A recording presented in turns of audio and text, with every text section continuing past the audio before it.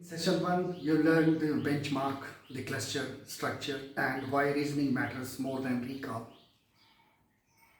Now I want to show you what that actually looks like. This is the Alexander case. It is the only official vignette the ADC has ever released publicly. 5 questions, 1 patient, and I am going to solve each one for you, including showing you the wrong way first, so you can see exactly what the examiner is trying to catch. Let me read you the case. Alexander is a 64-year-old patient on warfarin for atrial fibrillation.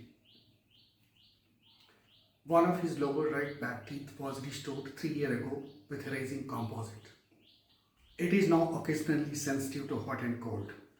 You have clinical notes and you have obtained a periapical radiograph. 5 questions come from this scenario. Let us start with the first.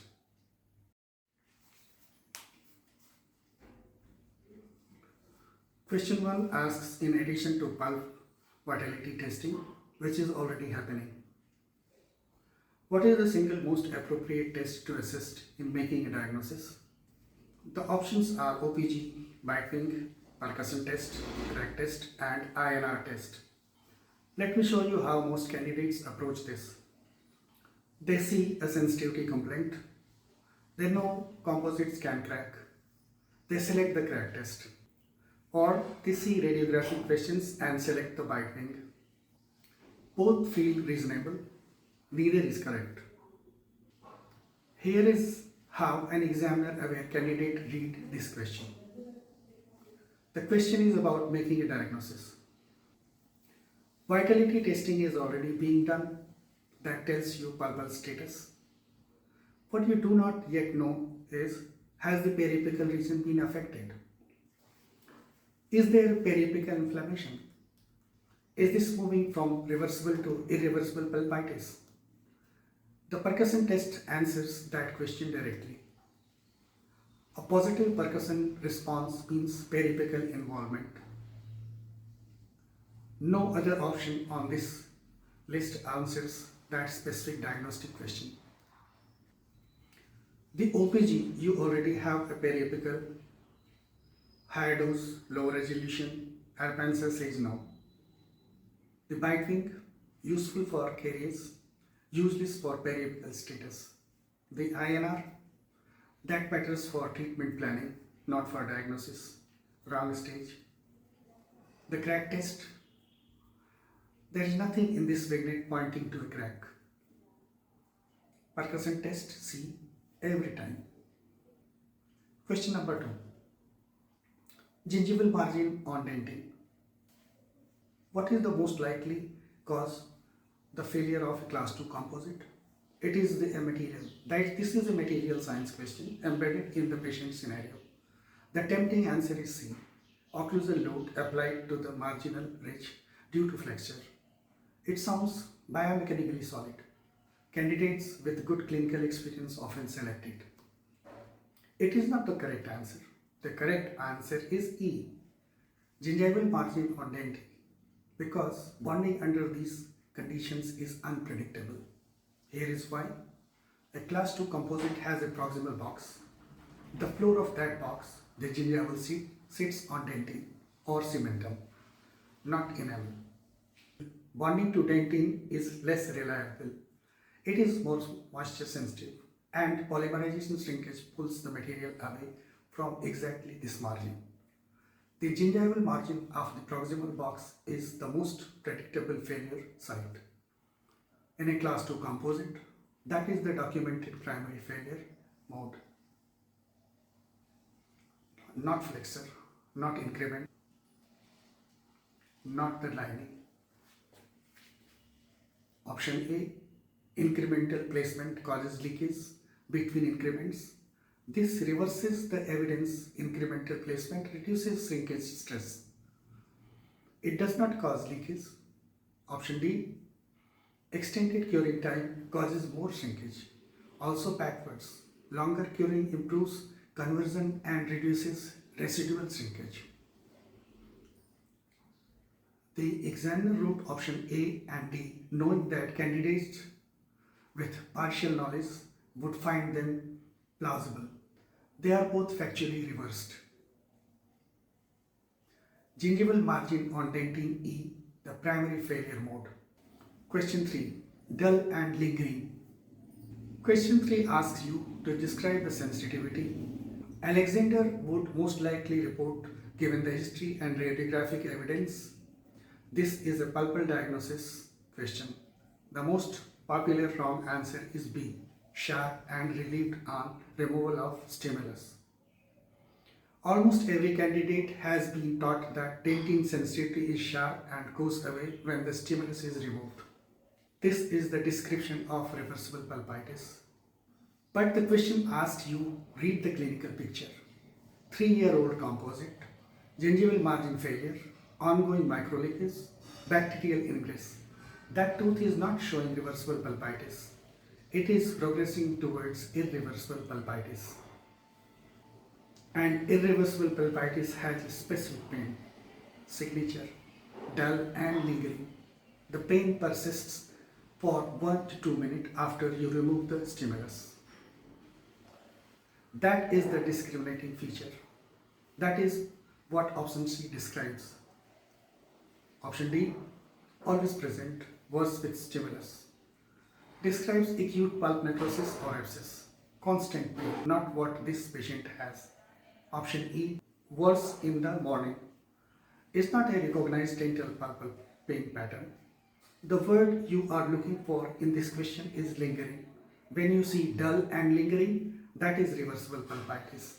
Option C. Question 4. INR is 2.4. You have decided to extract the tooth. What do you do? This is the question where candidate most commonly refer unnecessarily. D. Consult the cardiologist. E. Refer to an oral and maxillofacial surgeon. Both feel like the right clinical response. Warfarin, atrial fibrillation, complexity. Send it up the chain. That is exactly the trap. INR 2.5 is within the therapeutic range of atrial fibrillation. Therapeutic range is 2.0 to 3.0.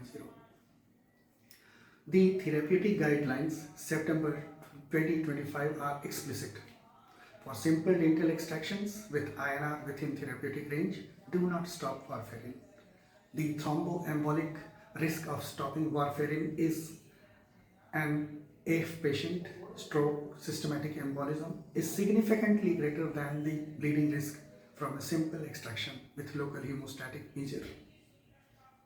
Option B, proceed but tell the patient to stop warfarin for 3 days, is dangerous.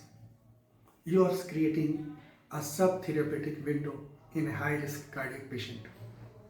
Option D, stop warfarin and start aspirin, is doubly dangerous. Aspirin adds antiplatelet effect on top of reduced anticoagulation. Option E, oral and maxillofacial surgeon referral. A single tooth extraction is within GP scope. This is not a complex surgical problem. Proceed, apply hemostatic measures, give post-operative instruction. A, the benchmark is the minimally competent recent Australian graduate who has read the TG. That graduate does not refer a simple extraction in a patient with therapeutic INR. Question 5. After extraction of 𝗤𝗏, which prosthodontic option is most appropriate? You already know that this is a C4 question. It is always C4 in question 5. Professionalism and autonomy. The options are immediate implant, immediate RPD, RPD after healing, fixed bridge, and no replacement until the patient has had an opportunity to assess their own functional and aesthetic concerns. Most candidates select C, RPD, after healing. It sounds responsible. It sounds like planning. It sounds like good care. It is wrong.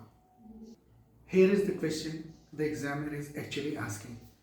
Whose decision is it to replace this tooth? The answer is Alexander's. not yours. You do not know yet whether Alexander is bothered by the gap. You do not know whether he has aesthetic concerns. You do not know his priorities. The Australian standards, the AHPRA standard, requires that the patient be given the opportunity to form a view before a replacement plan is prescribed. Option A through D all prescribe a treatment before the patient has been consulted. Option E does not prescribe. It waits. It respects autonomy. This is the most important lesson in the entire Alexander case. Question 5 is never about clinical knowledge. It is about whether you understand that your role is to inform, not to decide. E every time. 5 questions, 1 case. The same process each time. Identify the cluster, apply the Australian standard, find the trap. Choose the answer that is minimally competent recent Australian graduate would choose, not the answer that feels clinically comfortable. You now have the methodology. Session 3 puts it under exam conditions. 20 questions, 30 minutes. No explanation until you submit.